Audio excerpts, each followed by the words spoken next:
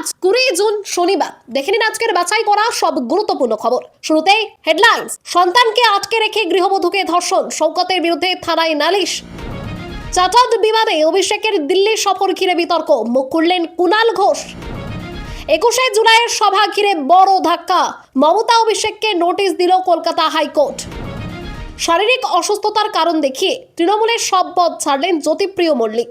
ইস্তফা দিলেন শিলিগুড়ির মেয়র গৌতম দেব। কয়েক মাসেই ভাঙল অস্থায়ী দুধিয়া সেতু, তবে কি কাটমানির তদন্ত হবে বলে জানালেন ক্ষুব্ধ শুভেন্দু। লোকসভার অধ্যক্ষর কাছে কাকলি শতাব্দীদের সাংসদ পদ খারিজের দাবি অভিষেকের। এছাড়াও রয়েছে আরো বেশ কিছু খবর। বাংলা পলিটিক্সের সমস্ত খবর প্রতিদিন সকালে দেখতে সাবস্ক্রাইব করুন আমাদের বি পলিটিক্স চ্যানেলটি। আর একটা লাইক করার অনুরোধ রইল, আপনার একটা লাইক আমাদের কাজ করার উৎসাহ অনেকটাই বাড়িয়ে দেয়। এবার আসছি বিস্তারিত সংবাদে। দক্ষিণ 24 পরগনার ভাঙড়ে বিস্ফোরণ মামলায় সম্প্রতি এনআইএর হাতে গ্রেপ্তার হওয়া প্রাক্তন তৃণমূল বিধায়ক শওকত মোল্লার বিরুদ্ধে এবার ধর্ষণের গুরুতর অভিযোগ উঠেছে। গত 15 জুন এক মহিলা জীবনতলা থানায় লিখিত অভিযোগ দায়ের করেছেন। সেই অভিযোগের ভিত্তিতে তদন্ত শুরু করেছে পুলিশ। অভিযোগপত্রে ওই মহিলা দাবি করেছেন 2019 সালের মার্চ মাসে শওকত মোল্লা ও তার 3 ঘনিষ্ঠ সহযোগী তাকে একাধিকবার ধর্ষণ ও শারীরিক নির্যাতন করেন। অভিযোগ অনুযায়ী তার 5 বছরের সন্তানকে কয়েকজন সমাজ বিরোধী অপহরণ করে নিয়ে যায়। সন্তানকে উদ্ধার করার আশায় তিনি অভিযুক্তদের একজনের সঙ্গে যোগাযোগ করেন, যিনি শওকত মোল্লার গাড়ি চালকের দাদা বলে দাবি করা হয়েছে। মহিলার অভিযোগ, তাকে একটি ডেরায় ডেকে নিয়ে গিয়ে মারধর ও ধর্ষণ করা হয়। পাশাপাশি হুমকি দেওয়া হয় ডাকা হলে না গেলে তিনি আর সন্তানের খোঁজ পাবেন না। অভিযোগ, আরও নির্যাতনের ছবি ও ভিডিও তুলে রেখে তাকে ব্ল্যাকমেল করা হয় এবং সেগুলি প্রকাশ্যে আনার হুমকিও দেওয়া হয়। মহিলার দাবি, পরবর্তীতে তাকে শওকত মোল্লার ডেরায় পাঠানো হয় এবং সেখানেও তিনি নির্যাতনের শিকার হন। দীর্ঘদিন ভয় ও সামাজিক লজ্জার কারণে তিনি বিষয়টি প্রকাশ করেননি বলে অভিযোগে উল্লেখ করেছেন তিনি। পুলিশ সূত্রে জানা গিয়েছে অভিযোগপত্র গ্রহণ করা হয়েছে এবং ঘটনা তদন্ত শুরু হয়েছে। চাটার্ড বিমানে অভিষেকের দিল্লি সফর ঘিরে বিতর্ক, মুখ খুললেন কুণাল ঘোষ। অভিষেক বন্দ্যোপাধ্যায়ের চাটার্ড বিমানে দিল্লি কলকাতা যাতায়াত ঘিরে তৃণমূলের অন্দরে অসন্তোষ বাড়ছে বলে দাবি করা হয়েছে। রাজ্যে ক্ষমতা হারানোর পর যখন দলের সাধারণ কর্মী ও মাঝারি স্তরের নেতারা নানান আইনি জটিলতা ও পুলিশি হেনস্থার মুখে পড়ছেন, তখন শীর্ষ নেতৃত্বের এই ব্যয়বহুল সফর প্রশ্ন উঠছে তা যাকে নিয়ে। এই পরিস্থিতিতে তৃণমূল নেতা কুণাল ঘোষ বলেন, অভিষেক চাটার্ড বিমানে গিয়েছেন কি না তিনি নিশ্চিত নন, তবে যদি দলের তহবিলের টাকা খরচ করে এই সফর হয়ে থাকে তাহলে দলীয় কর্মী হিসেবে তিনি তার সমর্থন করেন না। অন্যদিকে যদি তিনি অন্য কারো চাটার্ড বিমানের সহযাত্রী হয়ে থাকেন তাহলে সেই বিষয়ে বলার কিছু নেই বলেও মন্তব্য করেন কুণাল। দলীয় সূত্রের দাবি, 7 জুন দিল্লিতে ইন্ডিয়া জোটের বৈঠক এবং পরবর্তী সফরগুলিতেও চাটার্ড বিমান ব্যবহার করা হয়েছে। এই ধরনের যাতায়াতের মোট খরচ প্রায় 50 লক্ষ থেকে 1 কোটি টাকা পর্যন্ত হতে পারে বলে উল্লেখ করা হয়েছে।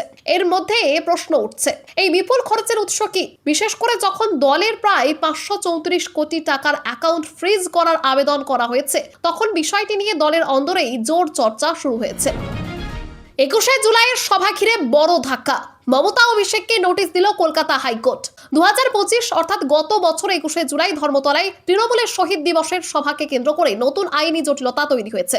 অভিযোগ, এই সভার জন্য কলকাতার একটি গুরুত্বপূর্ণ রাস্তা বন্ধ করে দেওয়া হয়েছিল, যা কলকাতা হাইকোর্টের পূর্ববর্তী নির্দেশের পরিপন্থী। এই অভিযোগের ভিত্তিতেই আদালত অবমাননার মামলা দায়ের হয়েছে।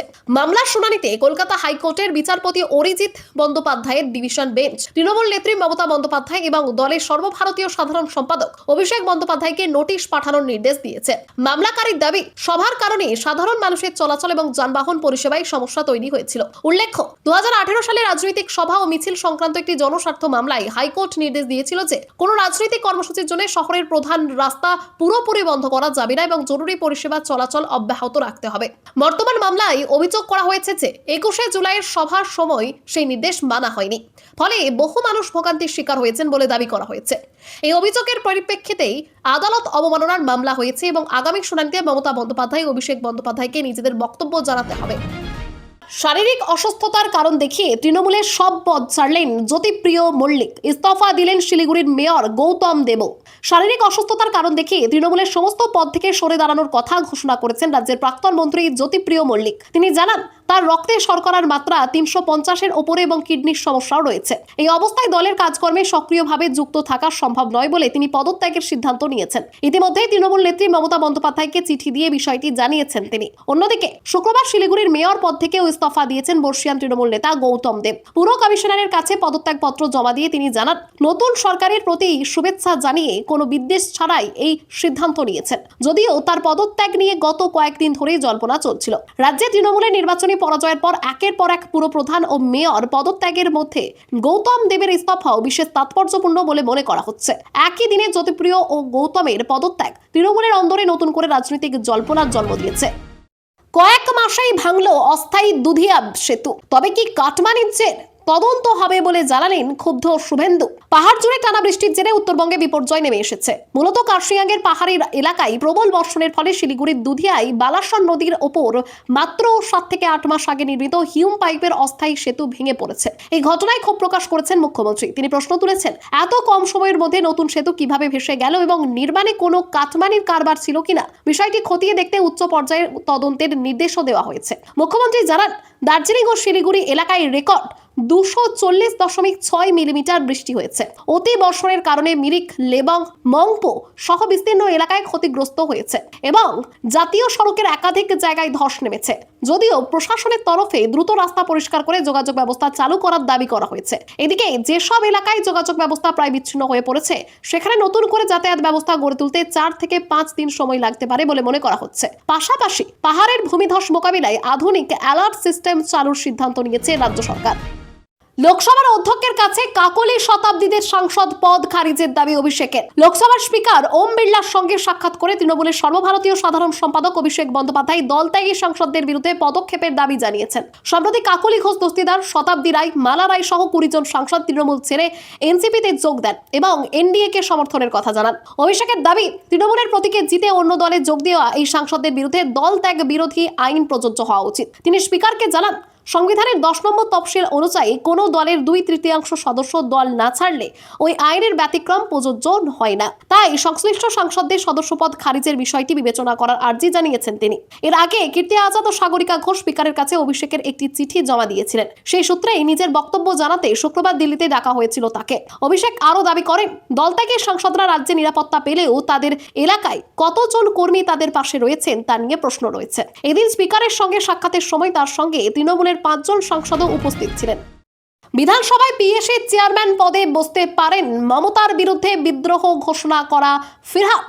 বিধানসভার অন্যতম গুরুত্বপূর্ণ স্থায়ী কমিটি পিএসসি অর্থাৎ পাবলিক অ্যাকাউন্টস কমিটির চেয়ারম্যান পদকে ঘিরে ফের রাজনৈতিক জল্পনা শুরু হয়েছে। সরকারের আয় ব্যয় ও আর্থিক কর্মকাণ্ডের উপর নজরদারি চালানো এই কমিটির চেয়ারম্যান হিসেবে ফিরহাদ হাকিমের নাম উঠে আসায় রাজনৈতিক মহলে আলোচনা তীব্র হয়েছে। রাজ্যের রাজনৈতিক পালাবদল এবং তৃণমূল কংগ্রেসের সাংগঠনিক অবস্থান নিয়ে নানা প্রশ্নের মধ্যে সম্প্রতি কলকাতা পুরসভার মেয়র পদ থেকে ফিরহাদ হাকিমের ইস্তফা নতুন জল্পনার জন্ম দিয়েছে। পাশাপাশি বিধানসভায় রাজ্যপালের ভাষণের সময় তার আসন বিন্যাস নিয়েও রাজনৈতিক মহলে নানা ব্যাখ্যা সামনে এসেছে। সংসদীয় প্রথা অনুযায়ী সাধারণত বিরোধী দলের কোন সদস্যকে পিএসসির চেয়ারম্যান করা হয় যাতে সরকারের আর্থিক কর্মকাণ্ডের উপর নিরপেক্ষ নজরদারি বজায় থাকে। অতীতেও মুকুল রায় ও সুমন কাঞ্জিলালকে এই পদে বসানো নিয়ে বিতর্ক তৈরি হয়েছিল। তবে ফিরহাদ হাকিম এখনো আনুষ্ঠানিকভাবে তৃণমূল কংগ্রেসের সদস্য হওয়ায় তাকে এই পদে আনা হলে তার রাজনৈতিক তাৎপর্য কি হতে পারে তা নিয়েও প্রশ্ন উঠছে। এখন সকলের নজর বিধানসভার আসন্ন সিদ্ধান্তের দিকে। আলিপুর চিড়িয়াখানায় জলের পাইপ ফেটে বিপত্তি, পরিদর্শনে মন্ত্রী অগ্নিমিত্রা পাল। গতকাল সকাল থেকে মুষলধারে বৃষ্টির মধ্যে আলিপুর চিড়িয়াখানায় একটি গুরুত্বপূর্ণ জল সরবরাহের পাইপ ক্ষতিগ্রস্ত হয়। চিড়িয়াখানার একাংশে জল জমে যায়। পরিস্থিতি নিয়ন্ত্রণে আনতে দ্রুত পদক্ষেপ নেয় প্রশাসন। ঘটনার খবর পেয়ে শুক্রবার আলিপুর চিড়িয়াখানা পরিদর্শনে যান রাজ্যের পুর ও নগর উন্নয়ন মন্ত্রী অগ্নিমিত্রা পাল। তিনি সংশ্লিষ্ট আধিকারিকদের সঙ্গে কথা বলে ক্ষতিগ্রস্ত এলাকা ঘুরে দেখেন এবং দ্রুত মেরামতির কাজ সম্পন্ন করার নির্দেশ দেন। সূত্রের খবর, ভারী বৃষ্টির মধ্যেই পাইপ লাইনে ফাটল দেখা দেয়, যার ফলে জল বেরিয়ে আশেপাশের এলাকায় জমতে শুরু করে। তবে কর্মীরা দ্রুত পরিস্থিতি সামাল দেওয়ার কাজে নেমে পড়েন এবং ক্ষতিগ্রস্ত এলাকাগুলির ক্ষয়ক্ষতির পরিমাণ খতিয়ে দেখেন। প্রশাসনের দাবি, পাইপ মেরামতির কাজ ইতিমধ্যেই শুরু হয়েছে এবং স্বাভাবিক পরিস্থিতি ফিরিয়ে আনতে প্রয়োজনীয় ব্যবস্থা নেওয়া হয়েছে। চিড়িয়াখানা কর্তৃপক্ষ জানিয়েছে, এই ঘটনায় কোনো প্রাণীর নিরাপত্তা এবং স্বাস্থ্যগত সমস্যা তৈরি হয়নি। পাশাপাশি দর্শনার্থীদের চলাচলেও যাতে সমস্যা না হয় সেদিকেও নজর রাখা হচ্ছে। ভবিষ্যতে এমন ঘটনা এড়াতে পাইপ লাইন ও নিকাশি ব্যবস্থার পূর্ণাঙ্গ পর্যালোচনার নির্দেশ দেওয়া হয়েছে। আরজিকর কাণ্ডে এবার কি ফাঁস হবে? বড় রহস্য। দুই আইপিএস এর পর বিনীত গোয়েলকে তলব সিবিআই এর। আরজিকর মেডিকেল কলেজে তরুণী চিকিৎসকের মৃত্যুকে ঘিরে প্রায় 2 বছর পর ফের জোরদার হয়েছে তদন্ত। ঘটনার রাতে কি ঘটেছিল, কারা সিদ্ধান্ত নিয়েছিল এবং তদন্তের প্রাথমিক পর্যায়ে কোনো তথ্য গোপন করা হয়েছিল কিনা, সেই সব প্রশ্নের উত্তর খুঁজতে তৎকালীন কলকাতা পুলিশের 3 উচ্চপদস্থ আধিকারিকের ভূমিকা খতিয়ে দেখা হচ্ছে। জানা গিয়েছে সিবিআই সম্প্রতি ইন্দিরা মুখোপাধ্যায় ও অভিষেক গুপ্তাকে ডেকে দীর্ঘক্ষণ জিজ্ঞাসাবাদ করেছে এবং তাদের কাছ থেকে একাধিক সরকারি নথি সংগ্রহ করেছে। পাশাপাশি তৎকালীন পুলিশ কমিশনার বিনীত গোয়েলকেও আগামী সপ্তাহে হাজিরা দেওয়ার নির্দেশ দেওয়া হয়েছে।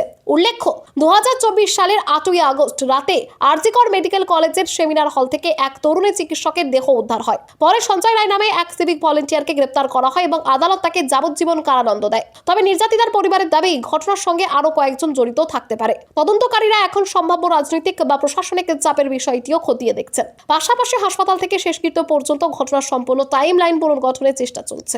এরই মধ্যে প্রাক্তন বিধায়ক নির্মল ঘোষ ও শ্মশান কর্মী ভোলানাথ পাত্রের বক্তব্য রেকর্ড করা হয়েছে। ফিটনেসেই নজর, যোগ ম্যারাথনে যোগ দিয়ে বার্তা মুখ্যমন্ত্রী শুভেন্দু অধিকারী।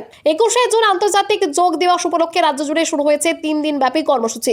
যোগ ব্যায়াম ও সুস্থ জীবনযাপনের বার্তা ছড়িয়ে দিতে কলকাতা সহ বিভিন্ন জেলায় আয়োজন করা হয়েছে নানান অনুষ্ঠান। কলকাতার 11টি স্থানে অনুষ্ঠিত হচ্ছে রান ফর যোগা কর্মসূচি। এই উপলক্ষে কলকাতা পুর নিগম চত্বর থেকে মহাকরণ পর্যন্ত প্রায় 2 কিলোমিটার ম্যারাথনে সাধারণ মানুষের সঙ্গে হাঁটেন ও দৌড়ান মুখ্যমন্ত্রী শুভেন্দু অধিকারী। কর্মসূচিতে তার সঙ্গে উপস্থিত ছিলেন মুখ্য সচিব, রাজ্যের অন্যান্য মন্ত্রী, প্রাক্তন টেনিস তারকা লিয়েন্ডার পেজ, ইন্দ্রনীল খা সহ বিশিষ্ট ব্যক্তিরা। প্রশাসন সূত্রে জানা গিয়েছে, যোগ ব্যায়ামের গুরুত্ব তুলে ধরতেই এই উদ্যোগ নেওয়া হয়েছে। ম্যারাথন শেষে মহাকরণের সামনে বিশেষ যোগাভ্যাস কর্মসূচিতেও অংশ নেন মুখ্যমন্ত্রী। এদিকে 21শে জুন আন্তর্জাতিক যোগ দিবস উপলক্ষে কলকাতার রেড রোডে মূল অনুষ্ঠান হবে, যেখানে প্রধানমন্ত্রী নরেন্দ্র মোদীর উপস্থিত থাকার কথা জানানো হয়েছে। মুখ্যমন্ত্রী দাবি করেছেন, কলকাতার 145টি ওয়ার্ড মিলিয়ে প্রায় 10 লক্ষ মানুষ এবার যোগ দিবসের কর্মসূচিতে অংশ নেবেন, যা নতুন নজির গড়তে পারে।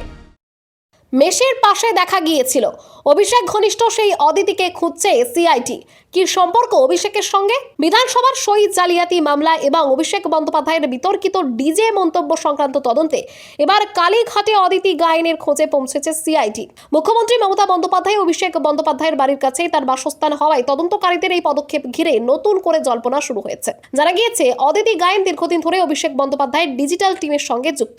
সোশ্যাল মিডিয়ায় রাজনৈতিক বার্তার প্রচার, বিভিন্ন কর্মসূচির প্রচার এবং অনলাইন জনসংযোগমূলক কর্মকাণ্ডে তিনি গুরুত্বপূর্ণ ভূমিকা পালন করেন। তদন্তকারীরা মনে করছেন, বিতর্কিত মন্তব্য ও সংশ্লিষ্ট প্রচারের বিভিন্ন অংশ সামাজিক মাধ্যমে ছড়িয়ে দেওয়ার বিষয়ে তার কাছে গুরুত্বপূর্ণ তথ্য থাকতে পারে। সূত্রের খবর, সিআইডির একটি দল প্রায় 1 ঘন্টারও বেশি সময় ধরে তার সঙ্গে কথা বলে বিভিন্ন রাজনৈতিক পোস্ট, প্রচার সামগ্রী এবং সেগুলি পরিচালনা সংক্রান্ত তথ্য সংগ্রহ করেছে। উল্লেখযোগ্যভাবে অদিতি গায়েন মুখ্যমন্ত্রী মমতা বন্দ্যোপাধ্যায়ের বোনঝি এবং অভিষেক বন্দ্যোপাধ্যায়ের পিস্তত বোন। তদন্তের স্বার্থে সিআইডির এই পদক্ষেপ রাজনৈতিক মহলে যথেষ্ট কৌতূহলের সৃষ্টি করেছে। উত্তরবঙ্গে 4 দিন লাল সতর্কতা, 200 মিমির বেশি বৃষ্টির আশঙ্কা। দক্ষিণবঙ্গে আকাশ মেঘলা থাকলে উত্তরবঙ্গে গত কয়েক সপ্তাহ ধরে টানা বৃষ্টি চলছে। আগামী কয়েকদিন দার্জিলিং, কালিম্পং, আলিপুরদুয়ার, কোচবিহার ও জলপাইগুড়িতে ভারী থেকে অতি ভারী বৃষ্টির পূর্বাভাস দিয়েছে আবহাওয়া দপ্তর। ফলে উত্তরবঙ্গে ভয়াবহ দুর্যোগের আশঙ্কা তৈরি হয়েছে। ইতিমধ্যেই 10 নম্বর জাতীয় সড়কে ধস নেমেছে এবং দুধিয়া ব্রিজের অস্থায়ী ডাইভারশনের একটি অংশ ক্ষতিগ্রস্ত হয়েছে। আবহাওয়া দপ্তর সিকিম, দার্জিলিং ও কালিম্পংয়ে 4 দিনের জন্য অতি ভারী বৃষ্টির কমলা সতর্কতা জারি করেছে। পাশাপাশি হরপাবান ও পাহাড়ি নদীগুলিতে জলস্ফীতির আশঙ্কায় সতর্ক করা হয়েছে সাধারণ মানুষকে। ডুয়ার সঞ্চালেও বৃষ্টির দাপট আরও বাড়তে পারে। জলপাইগুড়ি ও আলিপুর দুয়ারে আগামী 4 দিন এবং শনিবার কোচবিহারে লাল সতর্কতা জারি রয়েছে। একদিনে 200 মিমির বেশি বৃষ্টিপাতের সম্ভাবনার কথাও জানিয়েছে হাওয়া অফিস। পরিস্থিতির জেরে পর্যটকদের জন্য হেল্পলাইন চালু করেছে রাজ্য সরকার। পাশাপাশি উত্তরবঙ্গের পরিস্থিতির পর্যালোচনায় উচ্চ পর্যায়ের বৈঠক করেছেন পূর্ত দপ্তরের মন্ত্রী অজয় কুমার পোদ্দার এবং প্রশাসনিক শীর্ষ আধিকারিকরা। খবর আজকের মতো এখানেই শেষ। আবার আসছি আগামীকাল সকালে। পরবর্তী খবরের জন্য সাবস্ক্রাইব করুন।